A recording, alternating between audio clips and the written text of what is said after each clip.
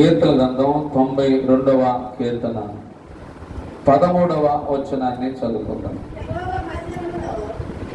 యెహోవా మందిరములో నాటబడిన వారై వారు మన దేవుని ఆవరణములో వర్ధిల్లెదరు. హల్లెలూయా, దేవుని స్తోత్రం. ప్రియ దేవుని బిడ్డలారా, ఇక్కడ మనం చదివిన లేఖన భాగమును మనం ధ్యానం చేస్తున్నప్పుడు ఈ 92వ అధ్యాయము ఈ 13వ వచనంలో మనం చూస్తే వర్ధిల్లుతారు. ఏమవుతారండి? వర్ధిల్లుతారు. అంటే వర్ధిల్లటం అంటే ఏంటి? అభివృద్ధి చెందటం. అభివృద్ధి చెందటం. ఈ రోజున అభివృద్ధి చెందటం అనేది ఈరోజు మనుషులకి చాలా ఇష్టమైంది. ప్రేమలో వర్ధిల్లాలి, ఆత్మీయతలో వర్ధిల్లాలి. ఈ విషయాల్లో మనం ఉన్నాం. కానీ మాకు స్థలం పెరగాలి, డబ్బు పెరగాలి, కార్లు పెరగాలి, బంగళాలు పెరగాలి, మేము ఇట్లా అనుకుంటాం. కానీ ఎప్పుడైనా సరే పెరగాలనుకుంటే మంచిది. ఎక్కడుండే పెరుగుతాం ఒకసారి ఆలోచించండి. మనం ఎక్కడ వర్ధిల్లుతాము అంటే మరొకసారి 13వ వచనం, యెహోవా మందిరములో. అంటే ఒక వ్యక్తి వర్ధిల్లాలంటే నాటబడాలి. ఒక మొక్క నీ ఆవరణములో నాటామనుకోండి, ఆ మొక్క నాటిన తర్వాత ఆ మొక్క ఒక చెట్టు అయింది. చెట్టు అయిన తర్వాత దానికి కాయలు ఇస్తుంది అనమాట. స్తోత్రం. మొక్క నాటకోకుండా కాయలు వస్తాయా? మనము నిన్న అనుకున్నాం ఏదో ఒక మొక్క పెట్టాలనుకున్నాం, నిన్న అనుకున్నావు పెట్టాలని వాళ్ళు పెట్టేసావు. ఒక నెల రోజుల తర్వాత అది కాయలు కాస్తూ ఉంటుంది. లేదా ఒక 2 నెలల తర్వాత, ఒక 3 నెలల తర్వాత ఏం చేస్తుంది? కాయలు కాస్తూ ఉంటుంది. అప్పుడు నువ్వు అనుకుంటాం 3 నెలల కిందట నేను మొక్క పెట్టాలనుకున్నాను, మొక్క పెట్టాను, ఇప్పుడు ఆ మొక్క నాకు ఏమవుతుందంటే చెట్టు అయితే అది కాయలు ఇస్తుంది. దాన్ని బట్టి నువ్వు సంతోషిస్తావు. దేవుని స్తోత్రం. అలాగే మన జీవితాల్లో కనుక మనం ఆలోచన చేస్తే మనము అభివృద్ధి చెందాలన్నా, మనము విస్తరించబడాలన్నా, మనము దీవించబడాలన్నా కూడా ఒకటే, ఏంటంటే మందిరములో నీవు నాటబడాలి. దేవుని స్తోత్రం. ఏం చేయాలంట? నాటబడతాం అంటే ఏంటి? ఇప్పుడు మనం ఉన్నాము, మన దొడ్డిలో ఒక మొక్క పెట్టాము. ఆ మొక్క ఈ రోజు అక్కడే ఉన్నది, రేపు అక్కడే ఉన్నది, ఎల్లుండి అక్కడే ఉన్నది, వచ్చే నెల అక్కడే ఉన్నది, వచ్చే సంవత్సరం కూడా చెప్పాలి. కొంతమంది ఏం చేస్తారంటే ఈ వారం ఎక్కడ నాటబడతారు, వచ్చేవారు ఇంకో మందిలో నాటబడతారు, పై వచ్చేవారు ఇంకో మందిలో నాటబడతారు, మరొకరు వచ్చే నెల ఇంకో చోట నాటబడుతుంటారు. వారు ఎన్ని చోట్ల నాటబడతారో ఆలోచించాలి. హల్లెలూయా. నీవు నేను మనమందరం కూడా నాటబడతావు అంటే నువ్వు ఎక్కడైతే మొక్క అయితే నాటబడిందో అది దేవుని చేత నాటబడినప్పుడు నువ్వు అక్కడే ఉండాలి. హల్లెలూయా. ఏం బ్రదర్ అని అనుకో, ఇప్పుడు ఎక్కడికి వెళ్తున్నావు? అక్కడికి వెళ్తున్నావు. రేపు వచ్చే సంవత్సరం అక్కడికి వెళ్తున్నా, ఇప్పుడు అక్కడికి వెళ్తున్నా. నువ్వు ఎక్కడ నాటబడ్డావు? అసలు వర్ధిల్లుతావా? నువ్వు అభివృద్ధి చెందుతావా? నీకు దీవెన వస్తుందా అంటే రాదు. కానీ అపోదు అంటాడు, నీకెందుకు, నువ్వు వెళ్ళు, మందిరాలన్నీ నీ అంటది. మందిరాలన్నీ ఒకటి కాదు వెళ్ళిపోతా ఉంటాయి. కానీ వాక్యం నీలో ఉందా? వాక్యానుసారం జీవితం ఉందా? వాక్యానుసారంగా నడుస్తున్నావా? హల్లెలూయా. నువ్వు ఎక్కడ నాటబడ్డావో అక్కడే ఉండాలి. ఎక్కడ నాటబడ్డాలి? దేవుని మందిరంలో. దేవుని స్తోత్రం. ఒక ఆమంది అంట, ఇక్కడ మందిరం బాగోలేదని ఇంకో చోటకి వెళ్ళిందంట. ఎక్కడికి వెళ్ళింది? ఇంకో చోటకి. ఎందుకు వెళ్ళిందంటే అక్కడ వాసన వస్తుందని వెళ్ళిందంట ఇంకో చోటకి. అక్కడికి వెళ్ళి అదే వాసన వస్తుందంట. అక్కడ ఇంకో చోటకి వెళ్ళి అప్పుడు అడిగేదంట, నువ్వు ఎలా వచ్చావు? ఒకసారి నువ్వు కాలు కడుక్కుని వచ్చావా? స్తోత్రం. వాస్తవంగానే మనం ఆలోచించే అపవాది ఎన్ని రకాలుగా మనల్ని వృద్ధిలోకి వెళ్ళనికోకుండా, ఆశీర్వాదంలోకి వెళ్ళనికోకుండా, కొంతమంది అయితే ఇక నాటబడని అనుభవంలోనే ఉండాలి. మనమంతా దేవుని మందిరంలో ఎవరితో నాటబడాలి? ఇప్పుడు మొక్క ఉందనుకోండి, మన మొక్క మనం పెట్టుకుంటాం. నీవు నేను మనమందరం కూడా దేవుని చేత నాటబడాలి. దేవుని స్తోత్రం. దేవుని చేత నాటబడితే ఇక నాటబడిన నీవు అక్కడే ఉంటావు. ఎక్కడ? నీ అడ్రస్ ఎక్కడంటే అక్కడే. ఆదివారం ఎక్కడ ఉంటావంటే ఫలానా చోట ఉంటారండి, అంతే. ఈరోజు మన జీవితంలో తెలియకోకుండా లేకపోతే అపవాది రకరకాలుగా ప్రలోభాలు పెట్టేసి వాడు రకరకాలుగా మోసగిస్తూ వాడు ప్రయాణాలు చేస్తూ ఉంటాడు అపవాది. దేవుని స్తోత్రాలు. అందుకని నాటబడాలి. ఎవరి ద్వారా అంటే దేవుని ద్వారా నాటబడాలి. దేవుని స్తోత్రాలు. దేవుని ద్వారా నాటబడితే వారంట పికిలించబడరు. ఎవరి ద్వారా? దేవుని ద్వారా నాటబడితే వారు పికిలించబడరు. వారు ఎప్పుడు కూడా స్థిరులను కదలవారును ప్రభు కార్యాభివృద్ధి అందు ఎప్పటికీ ఆసక్తులనేగానే ఉంటారు. రెండోది, యెహోవా యందు భయభక్తులు గలవారు నిత్యము నిలుసు. పండగ వెళ్ళిందండి, మరి మనం ఏమవుతాం? నేను చెప్పే మాట ఏంటంటే, నీవు సంఘంలో ఒక సంఘానికి నాటబడిన తర్వాత, ఒక సంఘానికి కట్టుబడిన తర్వాత నీ జీవితంలో ఎప్పుడు కూడా నాటబడిన అనుభవంలో ఉండాలి. మరొక చోట నువ్వు కనపడకూడదు, మరొక చోట ఎవరు నేను చూడకూడదు. నువ్వు ఎక్కడ నాటబడ్డావో అక్కడే నేను చూచుదురుగాక. వాస్తవం, అది వాక్యానుసారంగా మన జీవితం. అందుకని ఇక్కడ మనం గమనించాలి, దేవుని మందిరంలో ఎవరితో నాటబడాలి? ప్రభువా, నేను నీ ద్వారా నాటబడితే నేను స్థిరముగా ఉంటాను, వృద్ధి చెందుతాను.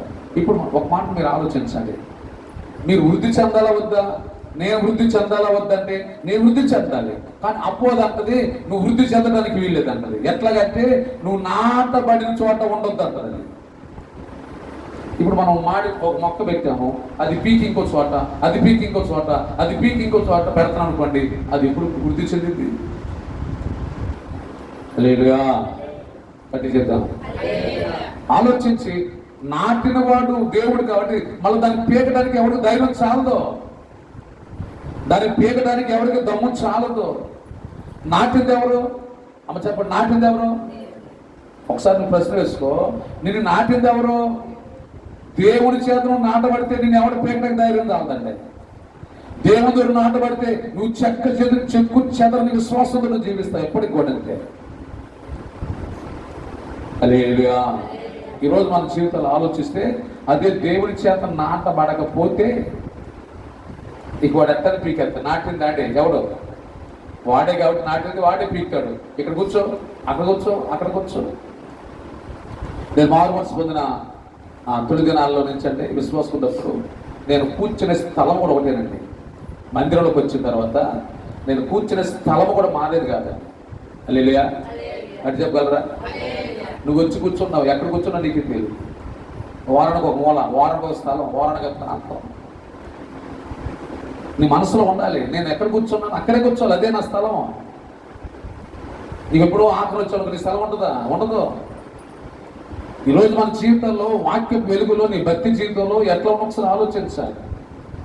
నువ్వు ఎక్కడ నాటబడ్డావు, ఎక్కడ కూర్చున్నావు, ఎక్కడ స్తుతిస్తున్నావు, ఎక్కడ అదే ఆ స్థలం అనేది నీకు అంతే. రెండవ ఛాన్స్ ఇవ్వకూడదు నువ్వు. అసలు ఉంటేగా ఇదివరకు సిటీ బస్సు ఎక్కాలన్నా లేదా ఆర్టీసీ బస్సు ఎక్కాలన్నా బస్సు రష్ పెట్టి కిటికీ నుంచి ఖర్చు వేసేవాడు. ఈ స్థలం నాది, ఈ టవల్ వేసేవాడు. ఈరోజు మన జీవితాల్లో ఆలోచించాలి. దేవుని మందిరంలో నాటబడినటువంటి అనుభవం మనం ముందుము గాక. స్తోత్రం. అప్పుడే నువ్వు వృద్ధి చెందుతావు. వాక్యాన్ని ఆలోచించాలి, వాక్యాన్ని గ్రహించాలి. దేవుని మనసు కలిగి ప్రభువు నన్ను ఏ స్థితిలో ఉంచమంటావు, ప్రభువు నన్ను ఎలా ఉండమంటావు, నేను ప్రభు ఎలా నన్ను ఉండమంటాడో నేను అలాగే ఉంటాను. ఒకళ్ళు మాట ఇవ్వలేదనుకోండి కోపం చేత, లేకపోతే ప్రసంగం ఇవ్వలేదనుకోండి కోపం చేత ఇంకోసారి వెళ్ళిపోతావా? లేకపోతే నీకు ఒక ప్రాధాన్యత ఇవ్వలేదనుకోండి ఇంకోసారి వెళ్ళిపోతావా? దేవుడిని ఎలా ఉంచాలనుకున్నాడో అది తెలుసుకో. ముందు నీవు ఏ స్థాయిలో ఉండాలనుకున్నాడు దేవుడు, అది కోరుకు. ఒక భర్త అన్నాడట భార్యతో, అమ్మ నా తలంతా బట్టబుర్రలాగా ఉంది, ఎక్కి పెట్టుకుంటాను అన్నాను. ఎక్కి పెట్టుకుంటాను అన్నాడంట తన భార్యతో.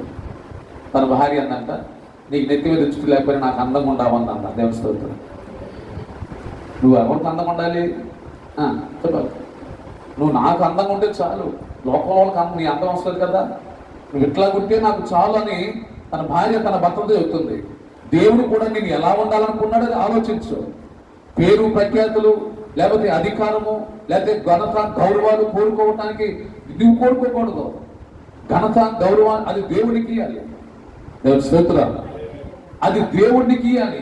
అప్పుడు ఆయనకి ఇచ్చినప్పుడు అప్పుడు నువ్వు పొందుకుంటావు. అప్పుడు నీకు ఎంత వచ్చింది గౌరవం వచ్చింది. కానీ మనంతరికి మనం కోరుకోకూడదు. దేవుని స్తోత్రం. అందుకే ఉదయకాలం మన జీవితాల్లో దేవుని మందిరంలో దేవుని ద్వారా నాటబడాలి. దేవుని స్తోత్రం. ఇప్పుడు చదువు మాట నాటబడిన వారై వారు మన దేవుని ఆవరణములలో. దేవుని స్తోత్రం. ఇక్కడ చూడండి, వారు నాటబడిన వారై ఉన్న తర్వాత వారు మన దేవుని ఆవరణములో ఎక్కడ వర్తిల్తారంట? ఆవరణములో. దేవుని స్తోత్రం. ఇప్పుడు వాస్తవంగా గమనించాలంటే, ఇప్పుడు పాత నిబంధన గ్రంథంలో ప్రత్యక్ష గుడారం ఉంటుంది. అక్కడ 3 భాగాలు ఉంటాయి. దేవుని స్తోత్రం. ఇప్పుడంటే మనం డైరెక్ట్గా లోపలికి వచ్చేస్తాం. ఎవరన్నా అమ్మ కాసేపు బయట కూర్చోమనం కానీ ఒకవేళ జనం ఎక్కువైపోయి అమ్మ మీరు కొద్దిగా బయటకు వెళ్ళన్నారు అనుకోండి, మనం ఫీల్ అయిపోతాం. దేవుని స్తోత్రం. ఎందుకంటే మనం లోపలికి వచ్చేసేప్పుడు బయటకు వెళ్ళమంటే ఫీల్ అవుతాం. కానీ ఆరాధన చేస్తున్నాం. ఒకవేళ ఫుల్ అయింది అనుకోండి, బయటకు వచ్చినాం ఏం చేస్తున్నాం? ఆరాధన చేసేది. పాత నిబంధన గ్రంథంలో ప్రత్యక్ష గుడారం 3 భాగాలు. ఒకటి అతి పరిశుద్ధమైన స్థలము, రెండవది పరిశుద్ధమైన స్థలము, మూడవది ఆవరణం. ఆవరణం అంటే బయట. ఆవరణం అంటే బయట. పరిశుద్ధమైన స్థలం అంటే మీరు కూర్చున్నది. అతి పరిశుద్ధమైన స్థలం అంటే ఈ బలిపీఠం. ఇప్పుడు ఎక్కడ నాటబడ్డారంట? వారు ఎక్కడ ఆరాధిస్తున్నారంట? అతి పరిశుద్ధమైన స్థలమా, పరిశుద్ధమైన స్థలమా, ఆవరణమా? ఆవరణం అంటే ఎక్కడ? బయట. అంటే ఆ రోజుల్లో వారు బయటే ఉండి ఆరాధన చేసేవాడు. లోపలికి వచ్చే అవకాశం వారికి లేదండి. అంటే గమనించాలి, ఆలోచించాలి. ఒక వ్యక్తి శృంగారమను దేవాలయం దగ్గర వాడు ద్వారము బయట కూర్చొని ఉన్నాడంట. వాడు బయట కూర్చొని ఎన్ని సంవత్సరాల నుంచి అట్లా ఉన్నాడు. దాని స్తోత్రం. అట్లాగే ఆవరణమందు నాటబడిన వారై, అంటే ఆశీర్వాదం చూడండి ఎక్కడికి వచ్చిందో. అతి పరిశుద్ధమైన స్థలములో నుంచి, పరిశుద్ధమైన స్థలములో నుంచి ఆవరణంలోని కూడా ఎంతో ఆశీర్వాదము. ఒక చెట్టు కింద నీడ ఉందనుకోండి, ఎండ వేళలా బాగా ఎండెత్తుంది. ఏం చేస్తారు తెలుసా? ఆ చెట్టు కిందకి వెళ్ళిపోతాం. స్తోత్రం. ఆ చెట్టు కిందకి వెళ్తే మనం ఆన్సర్ తీసుకుంటాం. అలాగే దేవుని మందిర ఆవరణలోకి వస్తే, ఎక్కడికి వస్తే? ఇంటికాడ కూర్చుంటే చాలా మంది అంటారు ఏమంటే బాగోలేదండి. అంటే బాగోపోతే ఇంటికాడ చేస్తున్నారు. ఇక్కడ పని చేపిస్తున్నారా? ఇక్కడ దబరం తవ్వుతున్నారా? ఇక్కడ పని చేపిస్తుంటే నాకు బాగోలేదని చెబుతున్నాను. అర్థం చేసుకోండి, మందిర ఆవరణలోకి వస్తేనే ఎంత ఆశీర్వాదం ఉందో. నువ్వు కూర్చునేదో ఇంటికాడ కూర్చునేది ఇక్కడ కూర్చో, ఎంత ఆశీర్వాదం వస్తుందో, ఎంత మేలు వస్తుందో, నువ్వు ఎంత వృద్ధి చెందుతావో, ఎంత అభివృద్ధి చెందుతావో. అప్పోదు అంటాడు నీకు బాగలేదు ఎట్లా వెళ్తావు మందిరానికి? అసలు నీ కాలు బాగలేదుగా ఎట్లా నడుస్తావు? అప్పవాది మనకు చెబుతాడు సలహా. నువ్వెంత దేవుని మందిరము ఆవరణలో అలా గడిపితేనే ఎంత ఆశీర్వాదం వస్తే, నీకు మందిరం దగ్గర పెట్టుకొని రాలేకపోతున్నావు అంటే ఎంత పోగొట్టుకుంటావు ఇప్పుడు తెలియదు. డాక్టర్ గారు అంటారమ్మా ఒక అరగంట ముందు వస్తే అంటారు చూసారా, అప్పుడు తెలిసింది నీకేంటి. ఒక్క అరగంట ముందు వస్తే ప్రాణం బతికేదా, ఒక్క అరగంట ముందు వస్తే మేము ఏదైనా చేసేవాడు అంటారే, అప్పుడు తెలిసింది విలువేంటో. ఇప్పుడు తెలీదు. హల్లెలూయా. ఈరోజు మన జీవితంలో ఎంత అవకాశం దేవుడు ఇచ్చినా, ఎంత అవకాశం పోగొట్టుకున్నాం ఇప్పుడు అర్థం కాదు. వాస్తవం చదివిస్తుంది. అదిగో ప్రసంగి గ్రంథంలో 12వ అధ్యాయం అనుకుంటా మొదటి వచనంలో ఒకసారి చూడండి. ప్రసంగి గ్రంథం 12వ అధ్యాయం మొదటి వచనం చదువు. దుర్దినములు ఏ రకముంది? ఏ దినాలంట? ఇప్పుడు బాగానే ఉంది అమ్మా, ఇప్పుడు నీకు ఓపిక ఉంది, ఆరోగ్యం ఉంది, అన్ని బాగానే ఉన్నాయి. ఏం రాకమునిపే అంటే ఆ దుర్దినాలు ఏం తెలుసా? నేను పుట్టుకోకుండా బాగుండేది. ఏమన్నది? నేను పుట్టుకోకుండా అసలు నాకు ఈ బ్రతుకు ఎందుకు తెలుసా? నేను ఎవరు పలకరియట్లేదు కదా, కనీసం టీ కాసేవాడు కూడా లేరు కదా, బాగుండమని పలకరించేవారు కూడా రావట్లేదు కదా. అప్పుడు ఎవరు లేకపోతే ఆ మంచంలో అలా కూర్చొని బాధపడుతూ అప్పుడు అంటాం నా బ్రతుకు పుట్టుకోకుండా బాగుండేదేమో. ఏదనలయ్యి తెలుసురాలు ఆలోచించి అర్థం చేసుకోవాలి. ఇప్పుడు బాగానే ఉన్నాము, ఆరోగ్యంగా ఉన్నాము, సంతోషంగా ఉన్నాము, బాగా పరిగెత్తగలము. కానీ ఒకరోజు వస్తుంది నిన్ను ఇంకొకరు మోసుకెళ్ళే రోజు, ఒకరోజు వస్తుంది. ఓపిక లేక, నడవటానికి శక్తి, ఆ రోజు దృష్టి పెట్టుకుని ఈరోజు భక్తి చేయి. హల్లెలూయా. ఆ రోజు దృష్టి పెట్టుకొని ఈ రోజు భక్తి చేస్తే అప్పుడు దేవుని కృప నీకు తోడుగా ఉంది. దేవుని స్తోత్రం. దావీదు అంటాడు, గాఢాంధకారపు లోయల్లో సంచరించినాను. ఎక్కడంట? కళ్ళు తెలిసిన నీకు దారి కనపడదు, అయినా సరే దేవుని కృప నీకు తోడుగా ఉంటుంది, దేవుని కనికరం తోడుగా ఉంటుంది, దేవుని సహాయం నీకు తోడుగా ఉంటుంది. ఎప్పుడు తెలుసా? నువ్వు ముందుగానే గుర్తెరిగి ఆయనతో సహవాసం చేస్తావు. అందుకని మన జీవితాల్లో దేవుని సన్నిధిని వదిలిపెట్టకూడదు, దేవుని సన్నిధికి దూరం కాకూడదు. దేవుని సన్నిధికి దూరం అయ్యే ఆ పరిస్థితి మన జీవితంలో ఎప్పుడు కూడా చూడకుందో గాక. ఒక్క ఆదివారం కూడా నేను దేవునికి మందిరానికి దూరం అయ్యాను అనే రోజు మన జీవితం లేకుండా గాక. ఎందుకంటే బంగారం విలువ, బంగారం గురించి తెలిసినోడికి తెలిసింది, దేవుని విలువ, దేవుని సన్నిధి విలువ అనుభవించే వారికి తెలిసింది, అందరికి అర్థం కాదు. దేవుని స్తోత్రం. కాబట్టి ఇక్కడ గమనించాలి, దేవుని ఆవరణం, దేవుని మందిర ఆవరణములో ఏమవుతున్నారంటాడు? వర్ధిల్లుతున్నారంట. ఎక్కడ వర్ధిల్లుతున్నారు? ఎట్లా వర్ధిల్లుతున్నారంట? 5వ వచనం చదవండి. 12వ వచనం.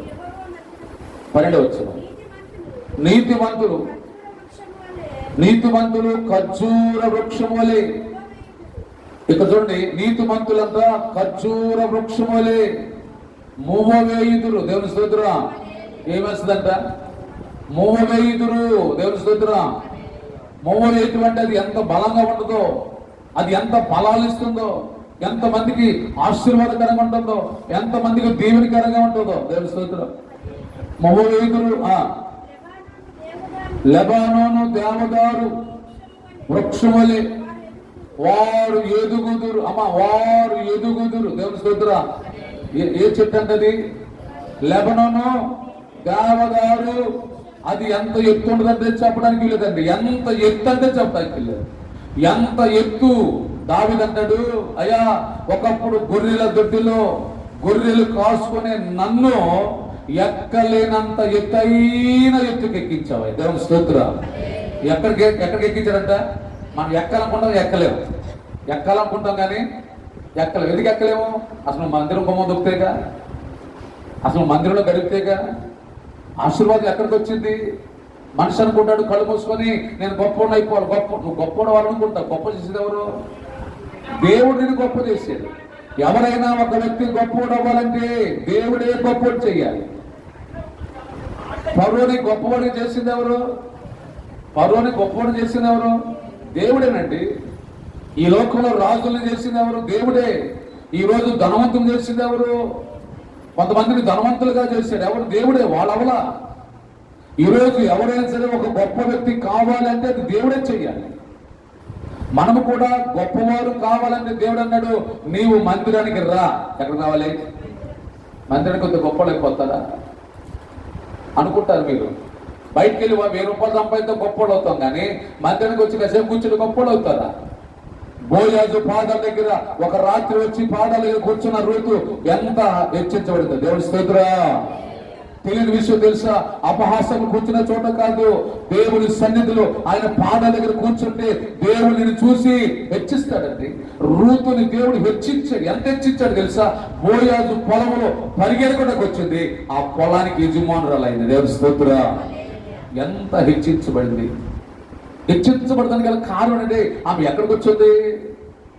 దేవుని మందిరంలో. బోయాజు అనే పొలం అంటే సంఘం. పొలం అంటే సంఘం అండి.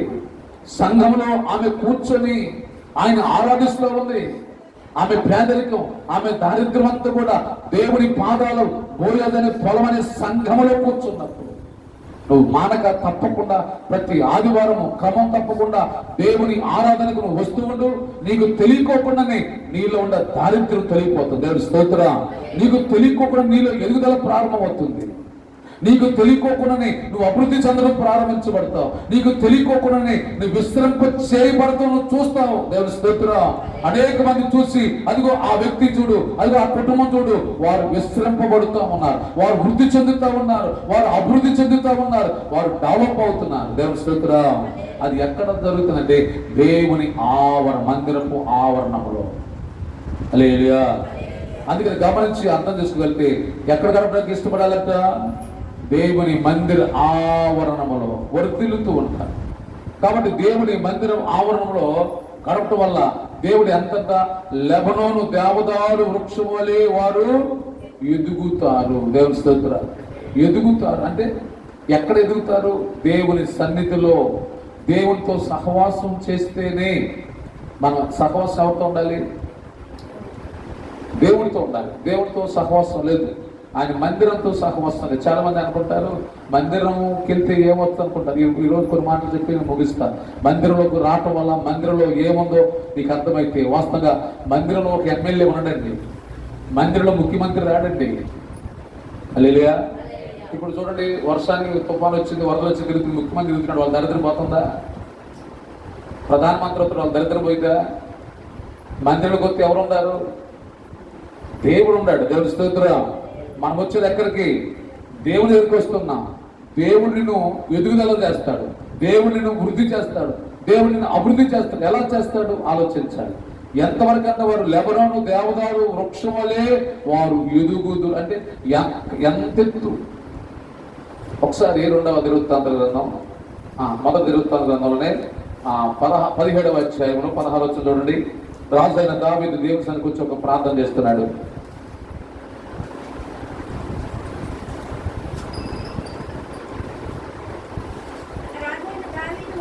వచ్చినమ్మా 17వ అధ్యాయము 16 వచ్చిన. రాజైన దావీదు వచ్చి యెహోవా సన్నిధిని కూర్చుని ఇలాగూ మనవి చేశాను, దేవా యెహోవా, నీవు నన్ను ఎంత హెచ్చు స్థితిలోనికి, ఏ స్థితిలోకి దిగిపోతున్నాడా, హెచ్చులోకి వెళ్తున్నాడా? మరి చెప్పండి, మనం హెచ్చులోకి వెళ్తున్నావా, దిగుతున్నావా? ఆలోచించాలి. మనం దిగుతున్నామా, వెళ్తున్నామా, పైకి వెళ్తున్నామా?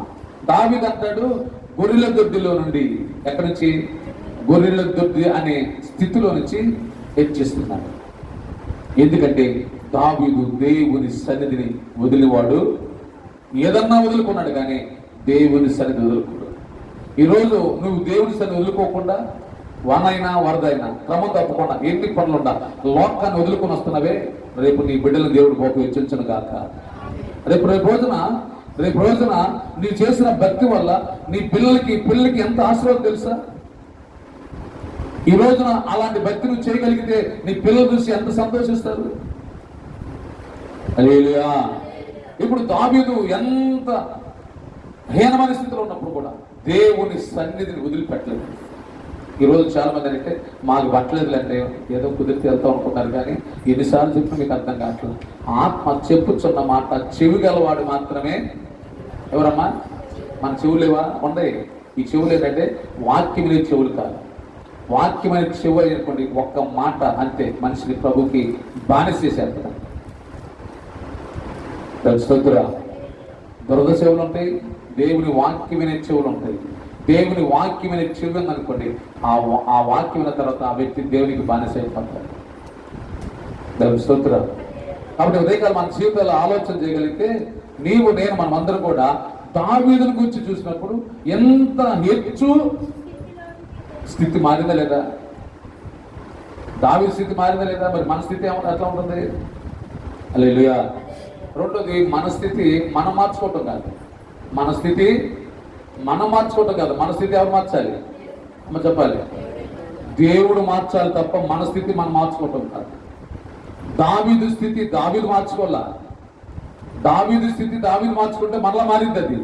కానీ దేవుడు మారిస్తే అది ఎన్నడూ మారింది కనుక దేవుడు స్తోత్రం. దేవుడు దావీదు స్థితి మార్చాడు కదా, అది మరలా డౌన్ అవుట్ ఉండదు. కొంతమంది అంటారు మొన్నదాకా బాగుండడానికి ఇప్పుడు ఏంటంటే మొన్నదాకా బాగుంది, అది మా తెలివిని బట్టి మేము డెవలప్ అయ్యాం అనుకున్నాం, మళ్ళీ బోర్ల పడేది. కానీ దేవుడు నీ స్థితి మారిస్తే ఇక బోర్ల పడేది ఉండదేక. క్రమక్రమంగా దేవుడిని వృద్ధిలోకి నడిపిస్తుంటాడు. క్రమక్రమంగా దేవుడిని ఒకేసారి హెచ్చించడండి. ఆయన ఒకేసారి 4 స్టేజ్లకి స్లాబ్ వేసేస్తారు ఒకే రోజున. క్రమక్రమంగా దేవుడు హెచ్చిస్తాడు. అందుకే ఉదయకాలం అనగా మనం ఆలోచన చేయగలిగితే దావీదు ఎవరైనా రాజైన దావీదు ఎలాగొచ్చాడంట? అమ్మ చెప్పాలి. రాజుగారికి కుదిరిద్దా దేవుని సరటాకి? మనోళ్ళు ఎంతమంది వచ్చారు? మిగతా వాళ్ళు ఎక్కడ ఉన్నారు? రాలా. ఎందుకంటే వాళ్ళు కుదరలా. అంటే రాజు అయిన దావీదు కంటే ఎక్కువ పనులు ఉన్నాయి ఒకవేళ వాళ్ళకి. హల్లెలూయా. ఆయన రాజు అయినప్పటికీ, తన స్థితి మారినప్పటికీ కూడా మొదటి స్థితి మర్చిపోవాలి. దేవుని స్తోత్రం. ఏంటి మొదటి స్థితి అంటే ఆయన మందిరానికి వెళ్తాం అలవాటు, దేవుని ఆరాధించడం అలవాటు. రాజు అయిన తర్వాత కూడా ఎప్పుడంట బైబిల్ అందులోనండి, అలా రాజు అయినప్పటికీ కూడా దేవుని విడిచిపెట్టుకోకుండా.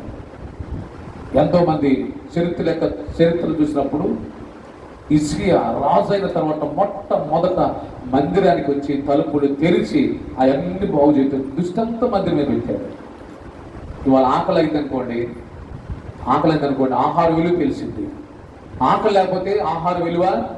ఇవాళ సమస్యలు ఉండాలి మనిషికి, బాగా చుట్టూతో సమస్యలు ఉండాలి. అప్పుడు మందిరం గుర్తొస్తుంది, దేవుడు గుర్తొస్తాడు, అయ్యగారు గుర్తొస్తాడు, వాక్యం గుర్తొస్తుంది, అన్ని గుర్తొస్తాయి. ఏంటి వాళ్ళ మందిరం తీయలేదే కానీ ఫోన్ కూడా చేస్తారు అవసరం అయితే. హల్లెలూయా. మందిరం తెరిస్తే మాత్రం ఫోన్ చేయరు. మందిరం ఒకవేళ తెరవలేదు అనుకోండి, ఆ రోజు ప్రార్థన లేదు, ఆ రోజు మంగళవారం, ఆ రోజు ఏ వారం అమ్మా తప్ప ఆమెకు అవసరం అయ్యారండి వాళ్ళు ఫోన్ చేయలేదు, మందిరం తీయలేదేంటి, ప్రార్థనకు బయలుదేరాను మందిరం తీయలేదేంటి అంటే, అమ్మ ఈరోజు మంగళవారం అంటే, మంగళవారమా ఏంటనయ్యా వాళ్ళ ప్రార్థన అనిపిస్తుంది, ప్రార్థన చేయాలనిపిస్తుంది, మీతో ప్రార్థన చేయించుకోవాలనిపిస్తుంది అనిపిస్తుంది. దేవుడి స్తోత్రం. గడి చేద్దాం, ఆలోచించి అర్థం చేసుకోవాలి. కానీ దావీదంతా రాజు అయినప్పటికీ కూడా ఏం మర్చిపోలేదంటే దేవుని సన్నిధికి వెళ్ళాలి అన్నది మర్చిపోలేదంట. ఈరోజు మనం ఆలోచిస్తే రాజు అయినప్పుడు కూడా వచ్చాడు దేవుని సన్నిధిలో, వచ్చి ప్రార్థన చేస్తున్నాడు. వా నన్ను ఎంత హెచ్చులోకి తీసుకురాటానికి నేనేం చేశానయ్యా? నా కుటుంబం గొప్పదా, లేకపోతే మా నాన్న గొప్పడా, నా వంశం గొప్పదా అంటే దేవుడు అన్నాడు ఒప్పించాడా, నువ్వు గొప్పోడు కాదు, మీ నాన్న గొప్పోడు కాదు, నువ్వు నా మందిరంలోకి వచ్చి ఆవరణం గడిపావే, అది దేవుని స్తోత్రం. గట్టిగా ఎక్కడ గడిపా? నువ్వు వచ్చి మందిరపు ఆవరణలో గడిపావే, అది చూసా. మీ నాన్న గొప్పదనం బట్టి నేను హెచ్చించలా, మీ వంశం గొప్పదని హెచ్చించలా, లేకపోతే నువ్వు టాలెంట్ పర్సన్ హెచ్చించలా, నువ్వు నా మందిరపు ఆవరణలో వచ్చి గడుపుతున్నావే అది చూచాను, దాన్ని బట్టి నేను ఇంట్లో తీసుకొచ్చాను. దేవుని స్తోత్రం. మరి మనం ఏం చేయాలి? అంత హెచ్చులోకి రావాలంటే ఏం చేయాలి? ఆయన మందిర ఆవరణలో గడపాలి. దేవుని స్తోత్రం. ఇప్పుడు ఎంత హెచ్చులోకి తీసుకురావడం దగ్గర నేను ఏ పార్టీ వాడిని, నా వంశం ఏ పాటిది, నా తండ్రి కుటుంబం ఏ పాటిది అని చెప్పి ప్రార్థన చేస్తున్నాడు. ఇది నీ దృష్టికి స్వల్పమే, ఇది నీ దృష్టికి అమ్మ చెప్పాలి, ఇది నీ దృష్టికి ఏం స్వల్పం? గొర్రెల దొట్టులో ఉన్న దావీదు స్థితి రాజుగా చేశాడండి. ఏం చేశాడు? ఇప్పుడు నువ్వు కూడా రాజు కావాలంటే ఏం చేయాలి? అమ్మ నా మాట మీకు అర్థమవుతున్నాయా? మేము రాజుల్లాగా బ్రతకాలంటే ఏం చేయాలి? మందిరాన్ని మర్చిపోకూడదు. మేము పాలేరులాగా బ్రతకాలనుకో, నీ ఇష్టం, నీకు దాన్ని చెప్పాల్సిన పని లేదు. నువ్వు పాలేరులాగా బ్రతకాలంటే నువ్వు మందిరాన్ని వదిలిపెట్టేస్తే చాలు. నేను పాలేరు బ్రతకకపోతే రాజులాగా బ్రతకాలి, అది రాజు చేయాలంటే అది ఎవరి వల్ల కాదు. ఒక్క దేవుని మందిర ఆవరణలో గడిపితే దేవుడు నిన్ను రాజులాగా చేస్తాడు. దేవుని స్తోత్రం. రాజులాగా చేయటం కాదు, రాజులాగా బ్రతికేదని చేస్తాడు. ఒకడు దాసోహం చేసినందుకు బ్రతకనీడు, ఒకడు చేజాబులకు బ్రతకనీడు, ఎప్పుడు హీనమైన స్థితిలో నీకు రానివ్వడు. దేవుని స్తోత్రం. రాజులాగా బ్రతకాలని దేవుడు నీ పట్ల ఆశ కలిగి ఉన్నాడు. అందుకని దావీదు, దేవా నన్ను రాజుగా చేయటానికి ఇది నీ దృష్టికి స్వల్పము. ఏంటంటే చాలా స్వల్పమైనది. మరి దేవుడికి స్వల్పమైనది ఏం తెలుసా? నేను రాజుగా చేయటం, నీ కుటుంబాన్ని రాజుగా చేయటం, నీ కుటుంబాన్ని స్థితిని హెచ్చించటం, అది దేవునికి చాలా స్వల్పమైంది. అయితే మనం చేయాల్సింది తెలుసా? దావీదు వలె నిత్యము దేవుని మందిర ఆవరణలో కనపడాలి. దేవుని స్తోత్రం. దేవుని సన్నిధిలోనంట దేవుడంట తన కన్నులు పెట్టి చూస్తాడు. ఎవరు వచ్చారా, ఇవాళ ఎవరు వచ్చారా, పాస్టర్ గారు వచ్చారా, లేకపోతే పలానాడు వచ్చారా, మిగతా వాళ్ళు రాలేదా, ఎందుకని రాలేదు? వాళ్ళకి ఆహారం పడుతున్నాక బాగానే, ఆరోగ్యం ఇచ్చానుగా బాగానే, వస్త్రాలు ఇచ్చానుగా బాగానే, అన్నీ ఇచ్చానుగా రాలేదేంటి అని దేవుడు అంట వచ్చిన వాళ్ళని చూస్తాడు, రాని వాళ్ళు కూడా. దేవుడు కన్ను చూసినప్పుడల్లా నువ్వు కనపడతావు. దేవుడు కన్ను చూసినప్పుడు నువ్వు కనపడతావు. ఎక్కడ? మందిరంలో కనపడతావా? ఆశీర్వాదించాలని దేవుడు చూస్తున్నాడు, కానీ నువ్వు రాట్లా, నువ్వు దొరకట్లా దేవుడికి. దేవుని యొక్క ఆశీర్వాదం పొందడానికి నువ్వు కనిపించాలి, దేవుడిని హెచ్చించాలని చూస్తాడు, కానీ హెచ్చించడానికి నువ్వు రాట్లా. దేవుని స్తోత్ర. ఎంత మిస్ అవుతున్నావో, ఎంత పోగొట్టుకున్నా ఒకసారి ఆలోచించాలి. దేవుని స్తోత్ర. మగలు దేవుని కనుదృష్టి ఆయన మందిరం తట్టు తిరుగుండి అని. నువ్వు వ్యాధితో ఉండవో, బాధతో ఉండవో, కష్టంతో ఉండవో, నీ గుండెల నిండా బాధ ఉందో, నువ్వు మందిరంలోకి వస్తే నీ గుండెల్లో ఉన్నదంతా దేవుడు స్కాన్ చేస్తాడు. అడక్క ముందే నీ అక్కర్లు ఎరిగిన దేవుడు, చెప్పక ముందే నీ స్థితిని ఎరిగిన దేవుడు. ఆ దేవుడి దగ్గర నీ బాధ ఏంటి? ఆ దేవుడి దగ్గరికి వచ్చి నీ పరిస్థితులు మార్చుకోవడానికి నీ బాధ ఏంటి? సత్యం తెలియక, అసత్యంలో జీవిస్తూ, సత్యాన్ని ఎరగక ఇంకా కాలక్షేపం చేస్తున్నారు ఈరోజు. దేవుని స్తోత్రం. అర్థం చేసుకోవాలి. హల్లెలూయా. కాబట్టి రాజు అన్నాడు, ఇది దేవునికి స్వల్పమైనది. రెండో మాటని చెబుతాను. ఒకటి, మన స్థితి ఎంతగా మారిపోతుంది. రెండోది కనుక మనం చూస్తే మొదటి సమూయేలు గ్రంథం 3వ అధ్యాయము 3వ వచనం. మొదటి సమూయేలు గ్రంథం 3వ అధ్యాయం 3వ వచనం. దీపం ఆరిపోకమునుపు సమూయేలు దేవుని మనస్సుమున్న యెహోవా మందిరములు పండుకొని ఉండగాను యెహోవా సమూయేలును పిలిచిన. దేవుని స్తోత్రం. గట్టి చేద్దాం. మనస్సు ఉన్న స్థలం వేరు, సమూయేలు పండుకున్న స్థలము వేరండి. మందసము అతి పరిశుద్ధమైన స్థలంలో ఉంది. మందసం అతి పరిశుద్ధమైన స్థలంలో ఉంది. మందసం దానికి ముందు అతి పరిశుద్ధమైన స్థలం ఉంది, దానికి ముందు ఆవరణం ఉంది. అక్కడ మందిరములో అని ఉంది. అక్కడ ఇదంతా మందిరానికి సంబంధించింది. కానీ సమూయేలు, బాలుడైన సమూయేలు ఆవరణంలో పండుకొని ఉన్నాడండి. హల్లెలూయా. అక్కడ పండుకొని ఉంటే ఎవరు పిలిచారు? అమ్మా, ఎవరు పిలిచారు? నిన్ను కూడా పిలుస్తారు, పక్కన వాళ్ళు పిలుస్తారు, ఎదిరింటి వాళ్ళు పిలుస్తారు. ఎవరు పిలుస్తున్నా ఏం ఉపయోగం ఉంటుంది? ఎవరిని పిలవాలి? దేవుడు సమూయేలుని పిలిచాడు. అర్థం చేసుకోండి. దేవుడు ఎక్కడుండే పిలిచాడు సమూయేలుని? దేవుని మందిర ఆవరణంలో ఉంటే దేవుడు నిన్ను పిలిచాడు. జకయ్య మేడు చెట్టు ఎక్కి కూర్చున్నాడు. యేసు ప్రభుని చూడాలని, యేసు ప్రభు ఎవరో చూడాలని. అర్థం చేసుకోండి. దేవునికి మనం దగ్గర ఉంటే ప్రభుని పిలుస్తాడు. నీ మనసు ఎక్కడో ఉంటుంది, దేవుడు ఎలా పిలుస్తాడు నిన్ను? జక్కయ్య మనసు దేవునికి దగ్గరగా ఉంది కాబట్టి అతను మేడి చెట్టు ఎక్కాడు. ఇప్పుడు యేసయ్య మేడి చెట్టు కిందకు వచ్చి ఎవరు పిలిచారు? కింద వాళ్ళు పిలిచారా? యేసయ్య పిలిచాడా? కింద ఉన్న ప్రజలు పిలిచారా? యేసయ్య పిలిచాడా జక్కయ్యని? యేసయ్య జక్కయ్య అని పిలిచాడు. దేవుని స్తోత్రం. గమనించాలి, మనము దేవునికి దగ్గరగా ఉండాలి. మనము దేవునికి దూరంగా ఉండకూడదు. ఎప్పుడు కూడా దేవునికి దూరంగా ఉండకూడదు. సమూయేలు దేవునికి దగ్గరగా ఉంటే దేవుడు సమూయేలు పిలిచాడు. సమూయేలు పరిస్థితి ఎలా ఒకసారి ఆలోచించి. ఇప్పుడు జక్కయ్య దుర్మార్గుడే, మంచివాడు కాదు. జక్కయ్య అన్యాయస్తుడే, కానీ అతడు దేవునికి దగ్గరికి వచ్చేసాడు. దేవుని స్తోత్రాలు. మందిరానికి రావటం వల్ల నీవు దేవునికి దగ్గర అయిపోతావు. మందిరానికి దూరం అవటం వల్ల సాతానికి దగ్గర అయిపోతావు. హల్లెలూయా. ఇప్పుడు మందిరానికి దగ్గర అవటం అంటే అర్థం ఏంటి? జక్కయ్య దేవునికి దగ్గరికి వచ్చేసాడు. వాస్తవంగా తుఫాను ముంపుకి గురై ఎంతో మంది వస్త్రాలు లేక, త్రాగటాక నీళ్ళు లేక, ఆహారం లేక అలమటిస్తున్నారు. వారికంటే మన గొప్పవాళ్ళు కాదండి. ఒకవేళ మనం అనుకోవచ్చు, ప్రభువా మాకు మంచి పరిస్థితి. రేపు రోజున అలాంటి పరిస్థితి మనకు వచ్చింది అనుకోండి, అప్పుడు నీ భక్తి ఏంటో, నీ ప్రార్థన ఏంటో అప్పుడు ఉపయోగపడింది. కొందరికి ముందు, కొందరికి వెనకాల అంతా చూసారా? ఆలోచించి అర్థం చేసుకోవాలి. హల్లెలూయా. అందుకని ఆమెను చూసి ఏదో బాధపడతాం కాదు. అదే పరిస్థితి మనకొస్తే నాకు ప్రభువా అని అడగలిగే పరిస్థితి మనకు ఉండదు. ఆ భక్తి మనకు ఉందా? అంతే తప్ప మనం మంచోడు అనుకోకూడదు, మన ప్రార్థన పర్వాలను అనుకోకూడదు. ఈరోజు వాస్తవంగా ఆరాధన చేసుకోవడానికి చాలా చోట్ల మందిరాల్లో అవకాశం లేక నీళ్లుండి, బురదుండి, నిన్న పేతురయ్య గారు ఫోన్ చేశాడు, అయ్యా వాటర్ వచ్చేసింది, మోటార్ పెట్టి తోడుతున్నాం ఉన్నారు. హల్లెలూయా. అంటే వాళ్ళకంటే గొప్పవాళ్ళమై మనం హారం జరుగుతుంది అని కాదండి. స్తోత్ర. కాబట్టి ఉదయకాలం మన జీవితాలు కనుక ఆలోచన చేయగలిగితే జక్కయ్య మంచివాడు కాకపోయినప్పుడు కూడా అతడు దేవునికి దగ్గర అవ్వాలనుకున్నాడు. స్తోత్ర. ఎవరి దగ్గర అనుకున్నాడు? మేడు చెట్టు ఎక్కడం అంటే సామాన్యమైన పని కాదండి. ఎంత ప్రయాసపడ్డాడు. ప్రభుకి దగ్గర అవ్వటానికి చాలా ప్రయాసపడాలి. జక్కయ్య ఆ చెట్టు ఎక్కడానికి కనీసం 2 గంటల పైన పట్టిందని చెబుతున్నాను చేతులు పట్టి. అయినా వదిలిపెట్టలేదు. యేసు ఈ త్రోవను రానయ్యున్నాడని ఎరిగి, ఈ రోజు కనుక మిస్ అయితే రేపు నాది కాదండి. ఈ రోజు నాకు ప్రభు అవకాశం ఇచ్చాడు. ఇదే మిక్కిలి అనుకూలమైన సమయం.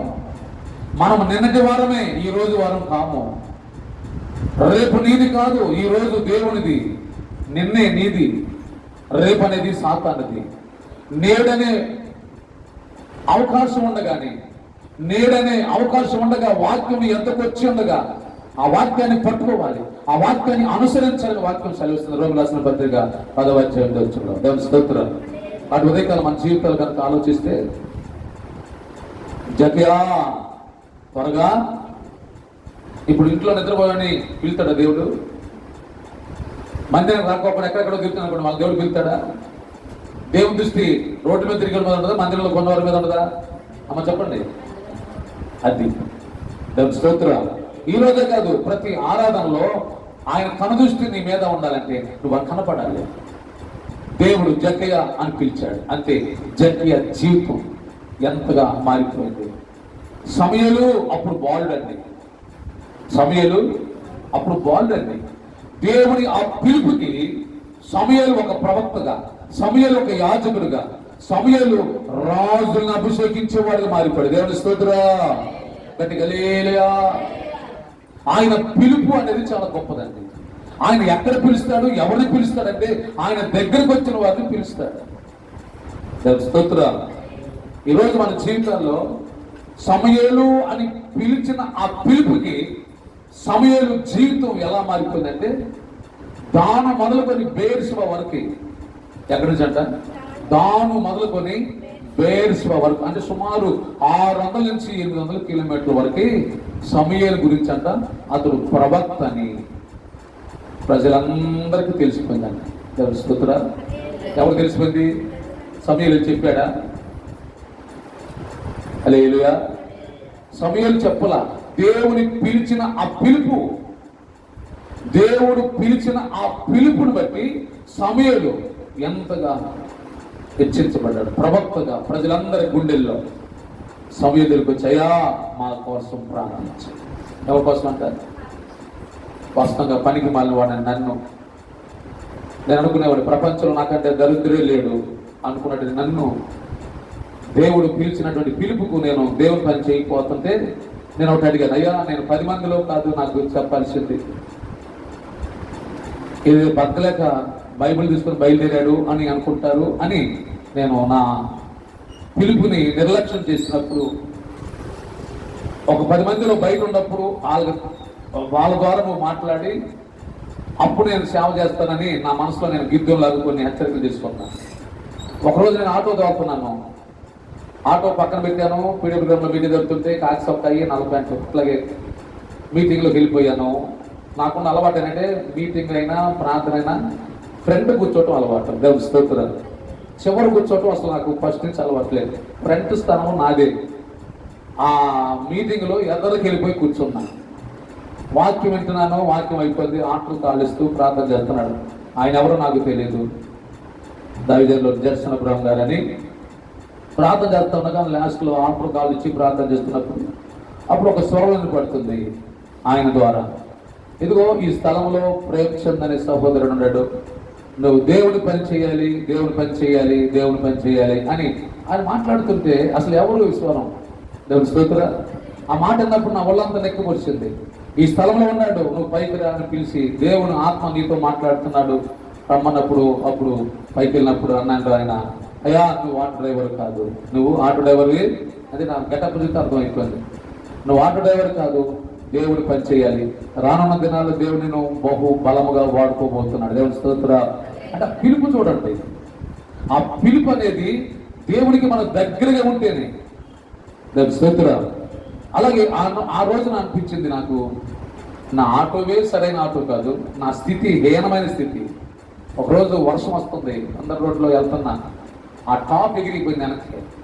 లేలుగా టాప్ ఎగిరిపోయింది వెనక్కి, ఎదర చెక్క పుచ్చిపోయి ఎగిరిపోయింది. దానికి కడదాకి లేదు, ఏం లేదు. ఒక చేతితో పట్టుకుని ఒక చేతితో బండి దోలుతుంది. ఎంత హీనమైన స్థితి, ఎంత దీనమైన స్థితి. కానీ నా ప్రభుని వదిలిపెట్టుకోకుండా, నా ప్రభు పాదాలు పట్టుకోవడానికి ఎన్ని ఇబ్బందులు వచ్చినా, ఎన్ని పస్తులు ఉన్న రోజులు ఉన్నప్పుడు కూడా, విశ్వాస జీవితంలో ఏ ఒక్క రోజు కూడా వెనుకని చేయకోకుండా ప్రభువులో నడవటం బట్టి దేవుడు, ఆయన పిలుపు ఎంత గొప్ప. దేవుని స్తోత్రం. ఆ పిలుపు ఎంత గొప్పదండి. అది మనకైతే అర్హత లేని వారము, యోగ్యత లేని వారము. కానీ మనము దేవుని సన్నిధిలో ఒక సిన్సియర్టీగా, ఒక నమ్మకంగా, ఎవరి కోసం రాకూడదు అది మందిరానికి. ఒక స్కూల్కి వెళ్ళి పిల్లడు మధ్యలో వెళ్ళనుకోండి, ఎలా ఉంటుంది? వాడు చదువు వచ్చిందా? నీ భక్తి జీవితంలో ఎన్ని సంవత్సరాలకు రక్షించబడి ఏ ఒక్క రోజున క్రమం రావడం నీకు తెలుసు? అసలు టైం అనేది 6 గంటలకు ఆరాధన అంటే ఏ రోజన్నా నీ జీవితంలో రాసుకో, ఫలానా ఈ ఇన్ని సంవత్సరాలు ఒక్క రోజు వచ్చానని చెప్పి నీ జీవితంలో. ఎందుకంటే ఒక సేవకుడు నేను మీ విషయం తొక్కుపడుతున్నాను. నేను ఎన్నిసార్లు గర్తించిన లోబడేవాడంట, నాతో చనిపోతాడంట. ఒక్కసారి రాసుకో, నేను 6ంటికి నేను నా జీవితంలో ఎన్నిసార్లు వచ్చాను, నేను ఒక్కసారి రాసుకో ఉందా? నీ డేటాలో నీ డైరీ రాసుకో. ఎందుకంటే ఏ రోజు లేదన్నమాట. ఎందుకంటే నిర్లక్ష్యం. స్తోత్రం. ఎందుకంటే ప్రేమతో మాట్లాడుతున్నగా తప్ప వేరే ఉద్దేశం కాదు. నేను పనులు ఉంటాయి, ఎన్నో పనులు ఉంటాయి. ఇది ఆరాధన, ఇది ఆదివారం, నువ్వు దేవుని ఆరాధించాలి. దేవుని ఆరాధించి ఒక అరగంట సాతాను దోచుకోకూడదండి. ఒక్క 5 నిమిషాలు కూడా దోచుకోకూడదు. ఒక్క 5 నిమిషాలు లేట్ అయితే నువ్వు వ్యాధంతో రావాలి మందిరానికి, తల దించుకొని ఆ సిగ్గుతో రావాలండి. వాస్తవంగా నువ్వు మందిరానికి వచ్చేటప్పుడు. హల్లెలూయా. దేవుని సన్నిధి నిర్లక్ష్యం చేయకూడదు. అందుకని జక్కయ్య మంచివాడు కాదు, జక్కయ్య యథార్థత లేనివాడు, కానీ దేవునికి దగ్గరయ్యాడు. జక్కయ్య అని పిలిచాడు. దేవుని స్తోత్రం. దేవుడు జక్కయ్య అని పిలిచినప్పుడు జక్కయ్య స్థితి అండి బైబిల్ గ్రంథంలో రాయటానికి దేవుడు ప్రభు చూపించాడు. దేవుని స్తోత్రం. ఆ ప్రాంతం అంతా కూడా ఆశీర్వాదకరంగా ఇతడు కూడా అబ్బా ఎంత గొప్ప ధన్యుడండి అబ్రహాం జక్కయ్య. ఈరోజు మనం కూడా అలాంటి ధన్యత కలిగిన జీవితంలోకి వెళ్ళాలంటే దేవునికి దగ్గర అయ్యేది మందిరమే మనల్ని దేవునికి దగ్గర చేసేది, దేవుని మనల్ని ఐక్యపరిచేది. అందుకని సమాజముగా కూడుకునట మానకూడదు. హల్లెలూయా. సమాజముగా కూడుకునట మానకూడదు. సమాజంగా కూడుకోవటం వల్ల సమాజంలో దేవుడు ఉన్నాడు, సమాజంలో మనమందరం ఐక్యపరచబడుతున్నాము. దేవుడితో ఐక్యపరచబడటం వల్ల మనం బలవంతులుగా మార్చబడతాం. దేవుని స్తోత్రం. ఒకటి వదిలుతాము, రెండోది దేవుని మందిరంలో ఆయన నిన్ను పేరు పెట్టి పిలిచి నీ స్థితి మారుస్తాడు, నీ చరిత్ర మారుస్తాడు. అప్పుడు నీ స్థితి ఎలా ఉందో ఒకసారి ఆలోచించండి. జక్కయ్య స్థితి ఎలా ఉంది, సమూయేలు స్థితి ఎలా ఉంది? ప్రవక్త అయ్యాడు.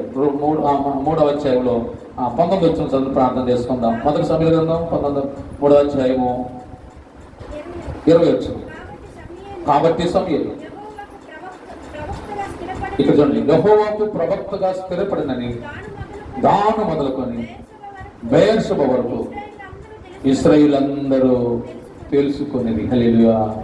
దాను మొదలుకొని బెయేర్షెబా వరకు ప్రవక్త అని తెలుసుకో. ఎంత గొప్ప భాగ్యం అండి. ఒక ప్రవక్త అయ్యాడు. ప్రజలకి దేవునికి మధ్యవర్తి, ప్రజలకు దేవునికి మధ్య. ఎంత ఇది ఎక్కడి నుంచి వచ్చిందంటే అతడు మందిర ఆవరణంలో ఉన్నాడు. ఎక్కడున్నాడు? నువ్వు మందిర ఆవరణంలో వారే అంతగా స్థితి మారి మన ఎక్కడికి వచ్చా తెలుసా? లోపలికి వచ్చేసాం. దేవుని స్తోత్రం. మన లోపలికి వచ్చేసామండి. ఇంకా మనం ఎంత స్థితి మారాలి, ఇంకా మనం ఎంతగా ఎదగాలి ఆలోచించాలి. గుర్తిద్దాం, గ్రహిద్దాం. దేవుని మందిరాన్ని విడిచిపెట్టకుండా, దేవుని సన్నిధిని విడిచిపెట్టుకోకుండా ఆయనతో ఏకమై జీవిద్దాం. అంటే కృప మనందరూ దయచేయను గాక. ఆమె ప్రార్థన చేసుకుందాం. తల వంచండి. ఉదయకాలం మన జీవితాన్ని అందరికీ ప్రేమ, యేసుక్రీస్తు వారి కృప, పరిశుద్ధాత్మ, అన్యుల సహవాసము, సమాధానము చేరొచ్చే మనందరికీ, సర్వలోక పరిశుద్ధులందరికీ ఆయన కృప తోడయుండి ఆయన సన్నిధిని, ఆయన మందిరమును విడిచిపెట్టకుండా ప్రభుతో కలిసి జీవించే గొప్ప భాగ్యాన్ని మనకి, మన బిడ్డలకి, మన కుటుంబానికి, ఈ ప్రాంతానికి సదా తోడే నడిపించగాక. యేసు రక్తమే జయం, శిలు రక్తమే జయం. యేసు నామమునకి సంపూర్ణ జయం కలుగునుగాక. ఆమేన్. హల్లెలూయా. అందరికి వందనాలండి. అందరికీ మా యొక్క అడ్రస్ ఒలివ స్వరం ప్రేయర్ మినిస్ట్రీ, నీతి సూర్యుడు సహవాసం పాస్టర్ సిహెచ్ ప్రేమ్చంద్ గారు ఎన్మల్ కూతురు. మా యొక్క ఫోన్ నెంబర్ 8522960135 మరి యొక్క number 7981699758. Thanks for watching this video.